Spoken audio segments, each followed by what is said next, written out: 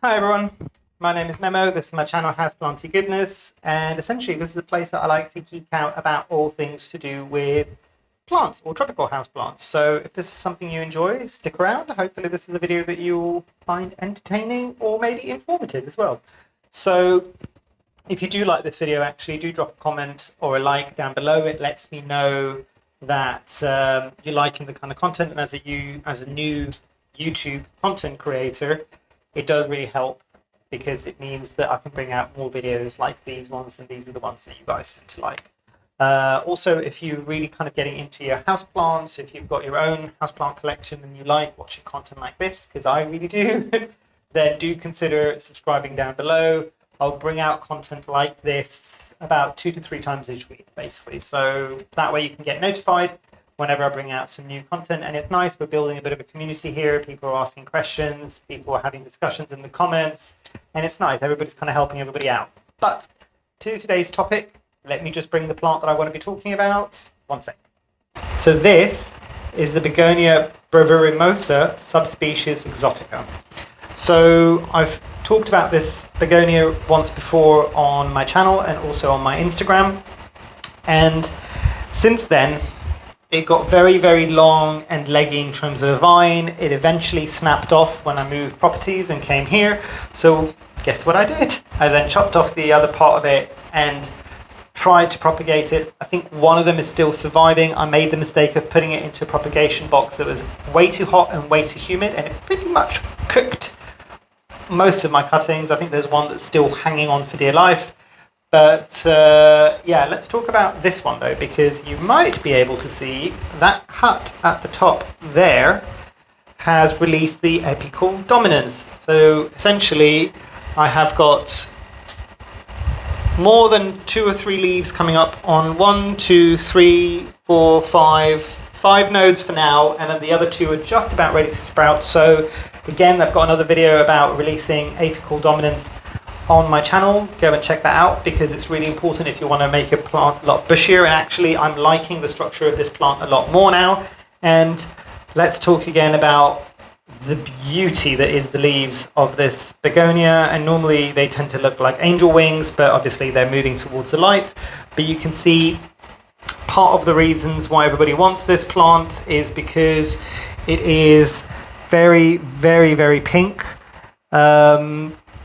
And it's quite a bright pink at the moment. The sun is behind the clouds, so there's only so much that the poor little ring light can do at the moment, but they are very, very pink. There's not much to the back of the leaves. There's also green veining across the leaf, but really, really actually possibly one of the easier begonias that I have in my care. And I know this tends to be one of the rarer ones or one of the harder ones to find and the ones that a lot of people want to have.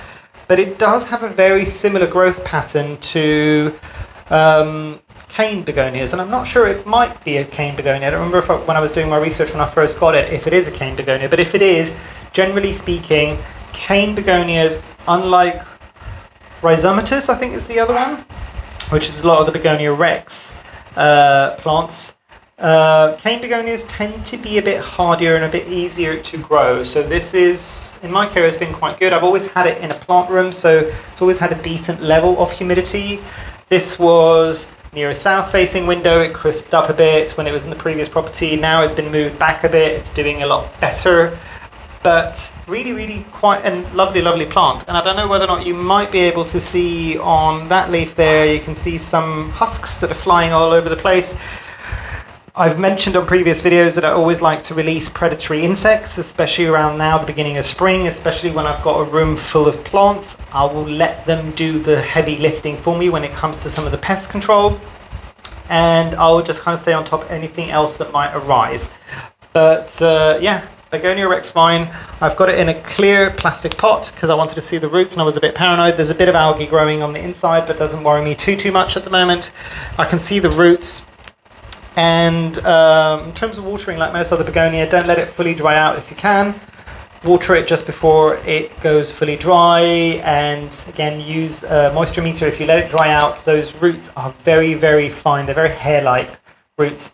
So it could kind of really damage the plant quite quickly and potentially lead to root rot, because if those roots dry out fully and they start crisping up and then they try to suck up as much moisture as possible, they will burst the cell walls of the roots, if I'm not mistaken, and that could also then start leaving it exposed towards root rot, and then you might lose the plant. And when root rot gets a begonia, it tends to be quite quick.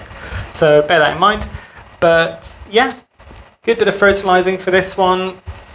But just a stunning plant, and a great example of what happens when you release apical dominance. By the way, these buds all started sprouting within a day or two of me cutting the growth point at the very top, and the leaves are pretty much out, and the secondary and third leaves are now coming out within, I'd say, 2 or 3 weeks.